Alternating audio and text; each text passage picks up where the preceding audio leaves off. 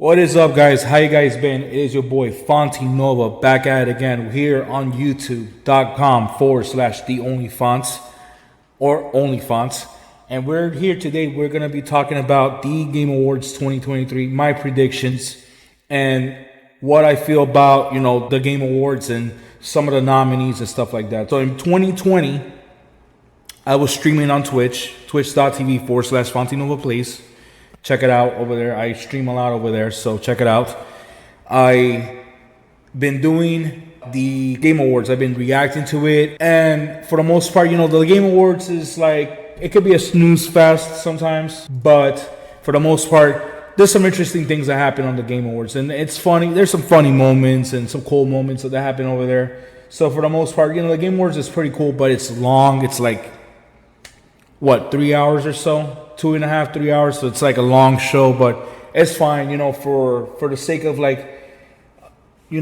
streaming and reacting to it. It's great for content, you know what I'm saying? So that's what matters the most, right? Jeff Keighley, he's the one that is in charge of all this, and he's the one that makes the decisions of having all these ads and bringing all these guests and all that. There's a lot of musical performances, and it could be a turnoff, you know what I'm saying? I'm not... First of all, there's no secret. I am not a huge fan of award shows at all. Not at all. But the Game Awards is a little bit different because, I'm a fan of video games. I know I'm pretty sure you guys are fans of video games. This is why we are here on Twitch, because you check me out while I play some pretty cool games. You know what I'm saying? So, yeah, I am not a fan of award shows. I don't watch the Oscars. I don't watch the Emmys. So, the Game Awards is cool because, it's games that I like playing. But, over the years, they've been showing a lot of world premieres, and some of them I'm not interested in, some of them I am. I'm here for the Game Awards for watching the world premieres for the most part, but the ones that catches my attention.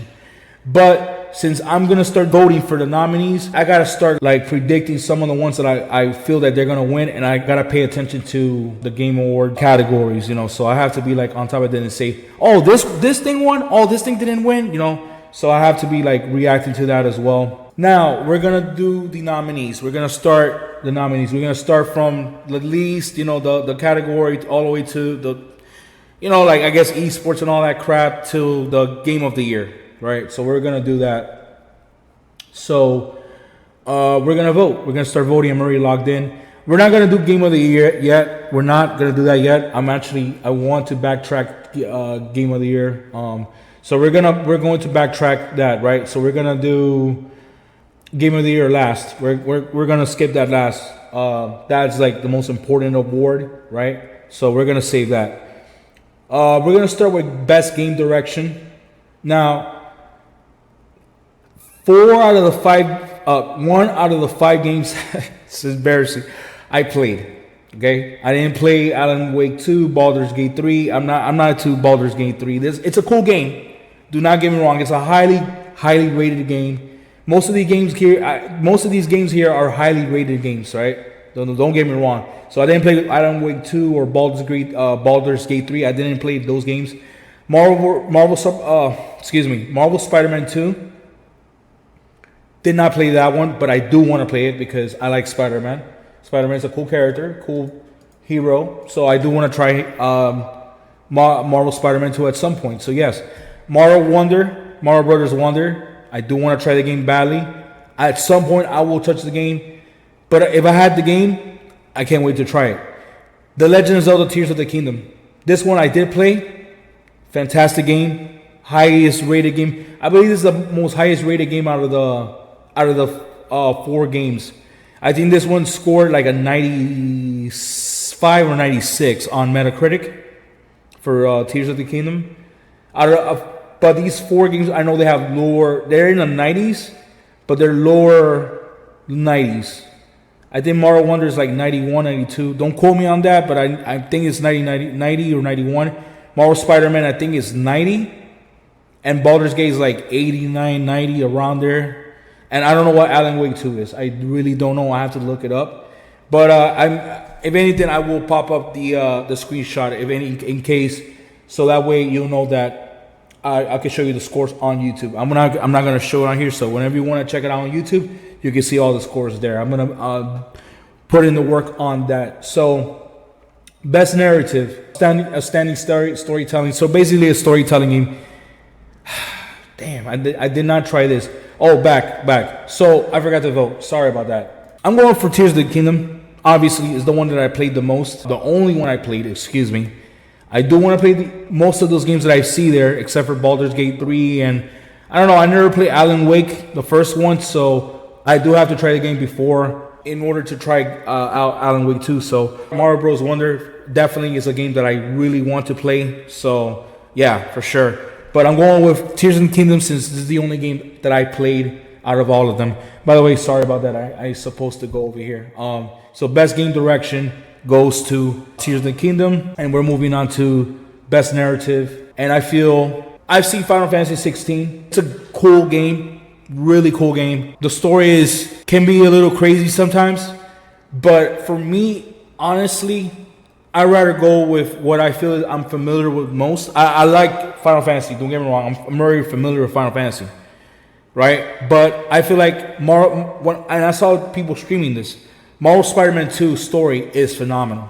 Man, that's a phenomenal story. I like the lead up to Venom, and the whole thing with Peter having the symbiote suit. You know what I'm saying? Like it's pretty crazy, man. Like, and he has the change of demeanor. I'm going with Marvel Spider-Man 2. I'm going with Marvel Spider-Man 2. Did not play it, but I'm dying to play it the most because I want to play all the Spider-Man games up to Spider-Man 2. So let's keep it going.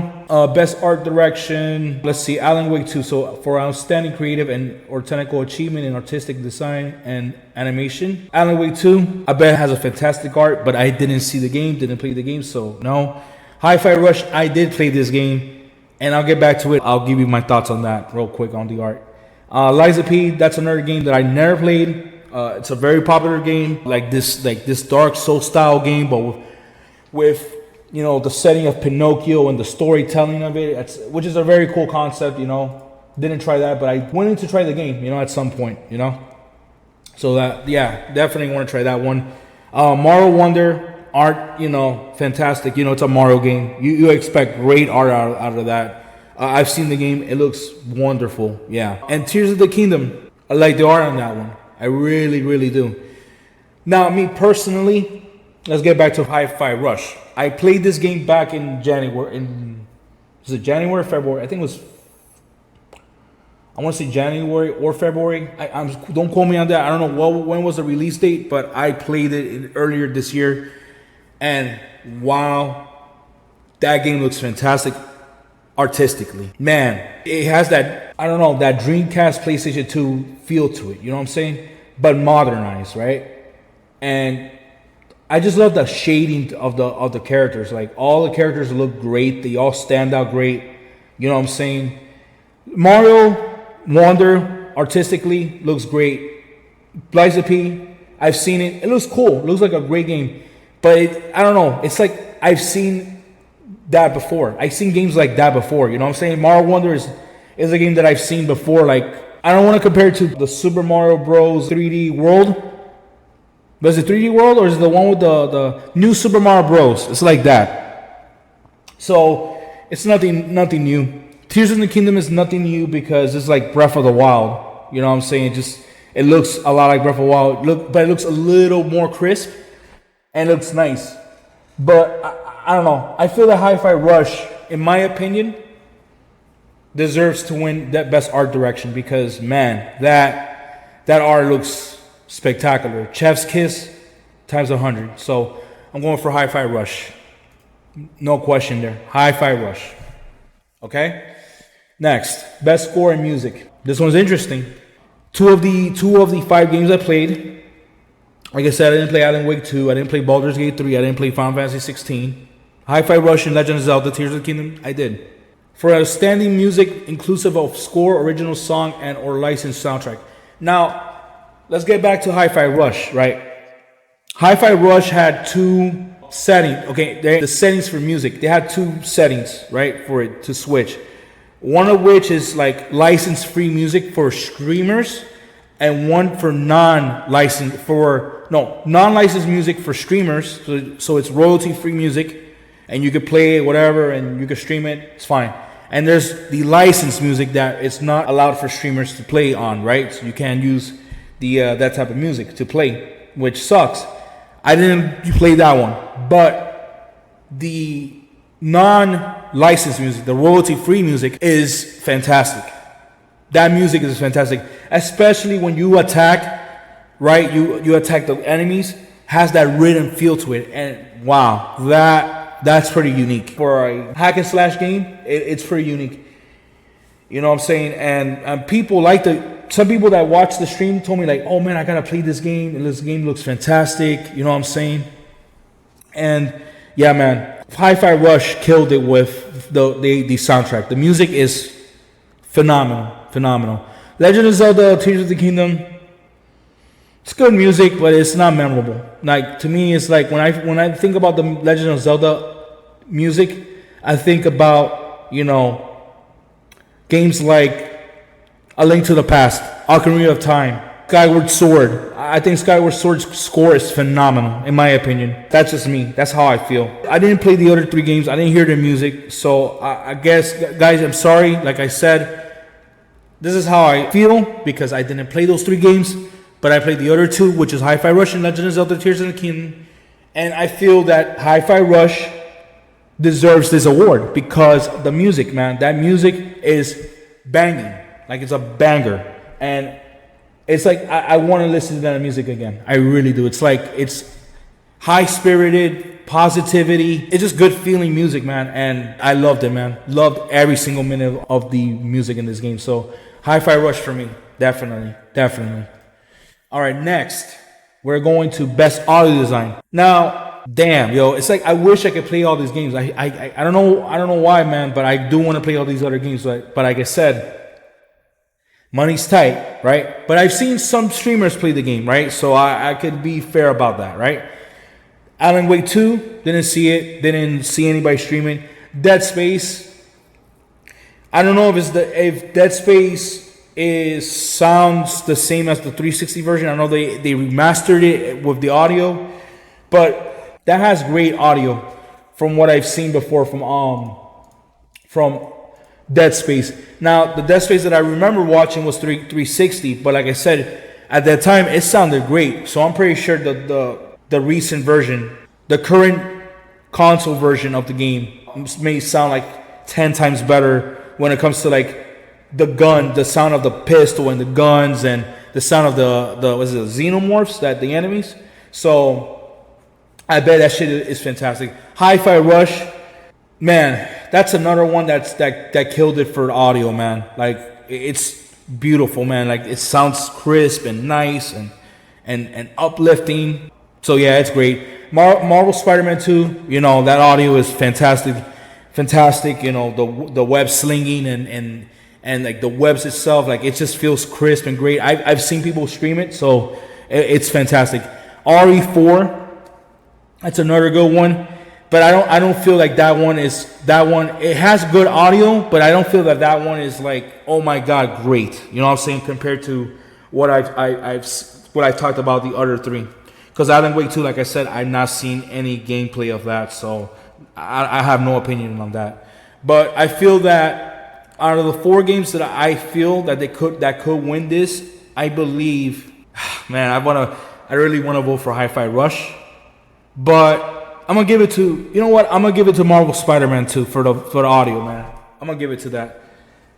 Next, innovation and accessibility. This is something I don't know much about because this is more for like gamers that are handicapped, right? So it says innovation and accessibility, recognizing software and or hardware that is pushing the medium forward by adding features, technology, and content to help games be played and enjoyed by any and even wider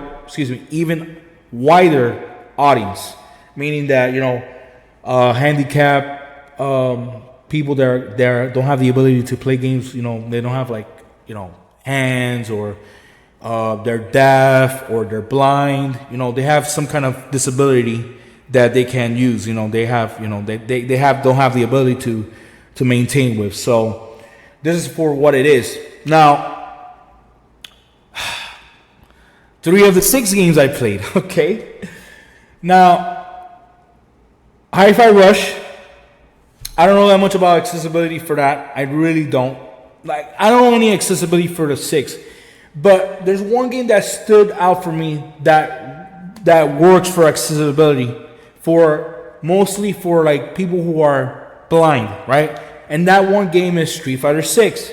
In Street Fighter 6, there's a feature where in the accessibility options, where when you want to, like, you can't see at all, where you actually, when you press a button, you hear a beep. Like, you hear a beep sound. And that's like when you land punches, kicks. And I think there's like a different tone of beeps, right? Like, I believe. So like they have like a different tone for a punch, light punch, different tone for medium punch, heavy punch, etc. Like, same thing for the kicks. Yeah, man. I believe that Street Fighter 6 nailed it when it comes to the accessibility. Mortal Kombat 1, maybe it's another one that's pretty good. I don't know that much about the accessibility on that one, so I believe it's probably here for a reason. You know what I'm saying? So honestly, I don't know who I really want to pick for, but let's be real. I am a Street Fighter fan. I'm a biased Street Fighter fan, and when I see Street Fighter, I vote for Street Fighter. So I'm going for Street Fighter 6. So there you go. I think, in my opinion, they killed it with the accessibility. I know, no disrespect for these other games. The Diablo 4 probably has amazing accessibility, and same thing for Forza Motorsports and Marvel Spider-Man 2. Amazing. But for what I feel that I've seen, Street Fighter 6 has great accessibility. They nailed it, and I believe they should win for that. So there you go. Games for Impact. For a thought-provoking game with a pro-social meaning or message. So what does it have to do with like a lot of like basically meanings of like what's happening in real life? Now, I don't know any of these games, but I do know Chia. I've seen that game before. Looks like a cool game. So no disrespect for these other 5 games. I know these games are great, but I feel I'm gonna have to go with Chia. So that's what I'm going for. So Chia. I have nothing else to say about that. Next. Best ongoing game. So awarded to a game for outstanding development of ongoing content that involves the player experience over time. Apex Legends, Cyberpunk 2077, Final Fantasy 14 Online, Fortnite, Genshin Impact. I've seen people play Genshin Impact. That's a very popular game. But I don't know. I feel that game is not as popular as the other 4. You know what I'm saying? It's pretty niche. Apex Legends kind of died out a little bit, so no, I don't think I should go with that one. Cyberpunk 2077. No, I mean it's. I mean, if the game came out good and it's still having great support, I would go with them. But since the games came out with so many issues, I just cannot go with them. But I know that the game has gotten better. Don't get me wrong. I'm not ignoring that. But I feel that Cyberpunk 2077 doesn't deserve that award. Not for this award or this category. The last 2 games, FF14 Online. I've seen people stream the game. The game is popular. It's one of the most ongoing games out there. But I feel that game, I don't know. It's not. I don't know. I feel like it died down a little bit, though. I don't know. I don't see that many people stream this game that much. I don't. I've seen it, but it's not like last year. Last year was their year. Like Final Fantasy 14 killed it last year. So yeah, I don't think this their year for sure. It's not their year. But yeah, I believe Fortnite will win this. Fortnite brought back Fortnite OG. They have massive updates. The community has grown even bigger. I think it's like over 40 million concurrent players on Fortnite, which is crazy. Don't quote me on that. But I think it's like over 40 million players. So yeah, I'm going for Fortnite. Fortnite is gonna win. Definitely Fortnite or Fork Knife. You know what I'm saying? So I'm going with Fortnite. Definitely. Yes. Best community support. Recognizing the game for outstanding community support, transparency, and responsiveness, inclusive of social media activity and game updates /patches. I'm gonna go with Cyberpunk 2077. I don't know. I think they got great community support. Final Fantasy 14 is great, but I don't know how big is that when it comes to community support. I don't know. From what I heard though, Cyberpunk 2077 has been getting tons of updates and new things here and there for the game. So yeah. No Man's Sky, I hear that they updated a lot of stuff here, but I don't keep up with No Man's Sky like that, so I don't know. And Destiny 2, Baldur's Gate 3, I don't know much about, so I'm not gonna vote for Baldur's Gate 3. Don't know. Destiny 2, I know they're gonna get a new expansion, right? But I don't know. Destiny 2, I feel like it kind of weakened a little bit. I don't know. So I'm gonna go with Cyberpunk 2077. Why not, right? So let's keep it going.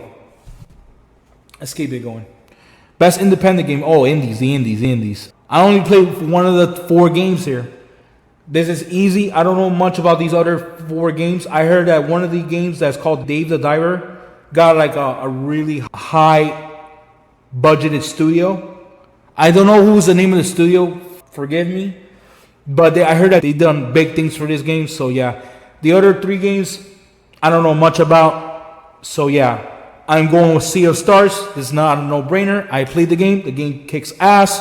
I love the direction. Has that Chrono Trigger feel to it. I can't wait to play more of it because I'm dying to play more of it at some point. So yeah, no, this is not, to me, no question, Sea of Stars is going to take best indie game. Best mobile game, for the best game playable on a mobile device. Final Fantasy VII, Ever Crisis, Hello Kitty Island Adventure, Honkai Star Rail, Monster Hunter Now, and Terra Nil. Don't know much about Terra Nil, so yeah, that one I'm not going to talk much. Monster Hunter Now, I didn't even know they had a mobile game. This is new to me. This is actually new to me. So I was really living under the rock for that. I don't know if I'm going to go for that one. Honkai Star Rail. Now, I'm not a mobile player, letting you guys know. I'm going to one that I feel that deserves to win this award. Honkai Star Rail, brand new game from the makers of Genshin Impact. Don't know much about this game, so I don't know. So it's like a brand new game to me, so I don't know if I feel like I should vote this game. So yeah, I don't know. I don't know about this one, but I've seen a little bit of this game, and it looks pretty cool for the most part. But it's like Genshin Impact, so I don't know. I'm not saying that this game is all weeby or anything, because I am an anime fan, and I am a low-key weeb. Don't get me wrong, but yeah, I don't know. I don't know how I feel about that game. Not Honkai Star Rail, so don't know. Hello Kitty Island Adventure. I like Hello Kitty.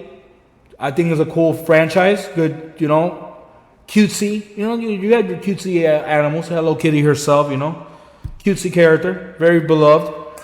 But not a fan of Hello Kitty like that. I can respect the franchise, but I'm not crazy about it. FF7 Ever Crisis is a game that I always wanted to try. I'm actually, as a matter of fact, and I've been thinking about this, I actually want to play Final Fantasy VII Ever Crisis on stream through BlueStacks. I actually want to try the game out because my friend at work who played this game looks phenomenal on PC. So I do want to try this game out badly. And that's what I'm going for. I feel that Final Fantasy VII Ever Crisis is going to win. And that's what I'm going for. So let's keep it going. Now, I don't play VR games. I really don't. For the best game experience playable in virtual and augmented reality, irrespective of platform. Now, like I said, I don't play VR games. So I'm going to vote for what I feel who's going to win. And that easily what I see here, I think Resident Evil Village VR mode is going to win. Simple as that. Let's see what's next here. Best action game. For the best game in the action genre focused primarily on combat.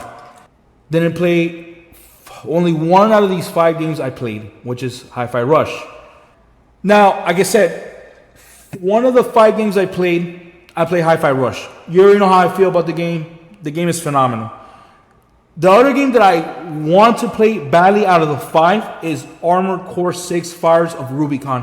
Holy shit, I've seen that game. That game kicks ass. I like mecha games. I like the mech games. I like robots. I like all that shit. Gundam, all that. I like all that stuff. I really cool. I like mechs. You know what I'm saying? Armor Core, Mech Assault. I like those games. Those games are cool, man. And that's another game that I want to try. I really like it. It looks really cool. What's another game? The other game I tried, it was the one that's on the Switch and on PC that I have it on Epic Games. It was called Daemon X Machina. Holy shit, that game is freaking phenomenal. I like Daemon X Machina. And Armored Core 6 has the feeling of Daemon X Machina. So, yeah, I'm going to really like this game. And I really want to vote this game. But let's be real, I did not play the game. I played Hi-Fi Rush. Hi-Fi Rush kicked ass, had a lot of action. The characters are freaking cool. I like how you basically you partner with yourself and let's say the big guy with the big guy with the mech arm and the girl with the cool hair, you know, her and the other girl with the red hair. She was really cool. I think she has a staff. Man, that was really unique stuff, man. I really like the action in this game. They killed it, man. They delivered it. So I am going, in my opinion, I'm going for Hi-Fi Rush. That game killed everything with the action. It was action-packed. The boss fights, phenomenal. I like the leveling up for your characters. You got these cool ass moves, man. The rhythm into the action is unique. I'm going for Hi-Fi Rush, no question.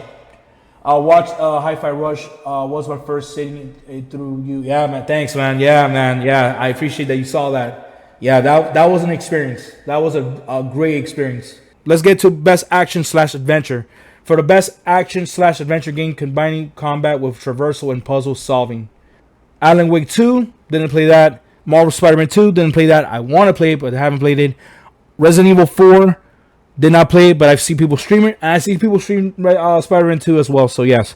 Jedi Survivor, I heard that game is phenomenal, but I did not see people stream it. So, or I didn't watch any people or any streamers play this game. Sorry, excuse me. And then Tears of the Kingdom, phenomenal. I own the game, phenomenal. Great when it comes to the adventure aspect of the open worlds and, you know, all the side quests and all that. Tears of the Kingdom killed it as well on that. I feel that RE4, man, I've seen the game, phenomenal when it comes to the action/adventure. It really does. First of all, it's weird that they have best action/adventure on here, and they have one for best action. I don't get it, but this is how Jeff Keighley likes to do things. So yeah, I believe this is gonna be hard for me because it's best action/adventure, right? I don't think action should be. I think action should be excluded off of this category, and I should see more as best adventure because we already voted best action, right? So it doesn't make any sense. So I feel that, in my humble opinion, I feel that Tears of the Kingdom is gonna win best action/adventure. In my opinion, I played the game. It has so much. There's so much to do the game. Creatively, you can make vehicles and flying objects.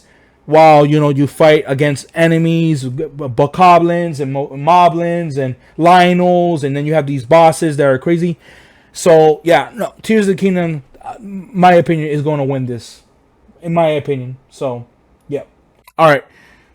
Let me get back to here, and I'll go back to the chat after we're done with this category.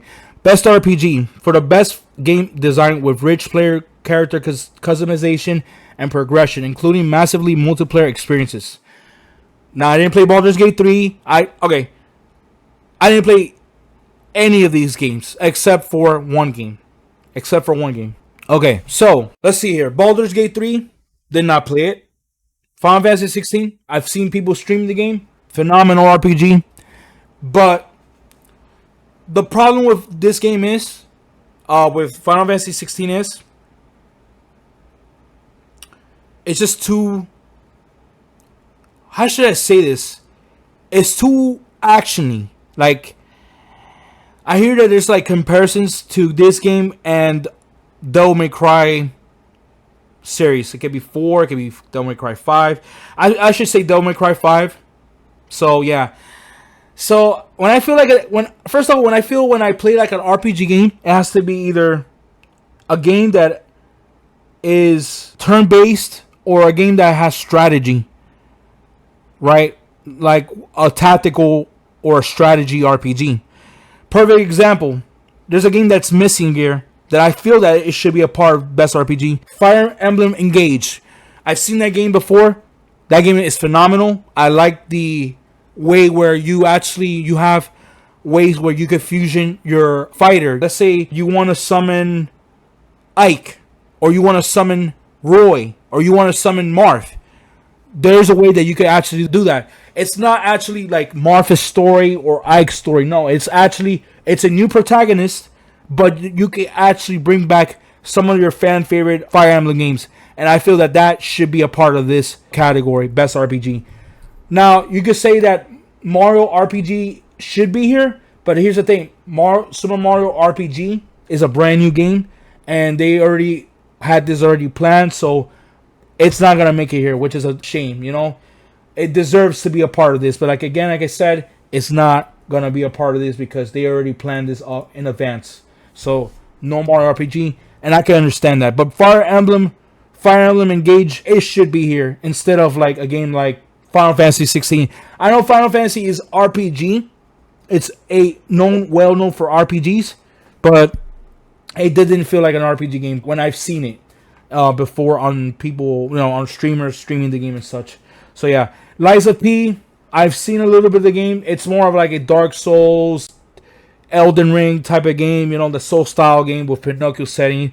Yes, it has RPG because you can level up your character, you can level up your weapons, you can level up defense, all that 9 yards, So it's the same thing with Final Fantasy 16. It has this somewhat of a same concept. Starfield, I hear that there were some problems with the game, but overall the game is good. It's a good game, but it's not a game that it's like, oh my god, great or anything like that. It's a good game, but it's not like, oh my god, great. Like I've seen snippets of the game. It's like it's another Bethesda game with bugs, and it's like I don't know. I don't play those Bethesda games. I don't play Skyrim. I don't play any of the other Elder Scrolls. I don't play those games. So yeah, no, not for me. My opinion. Sea of Stars is the only one that I played out of the 5, and man, again, this game is like Chrono Trigger.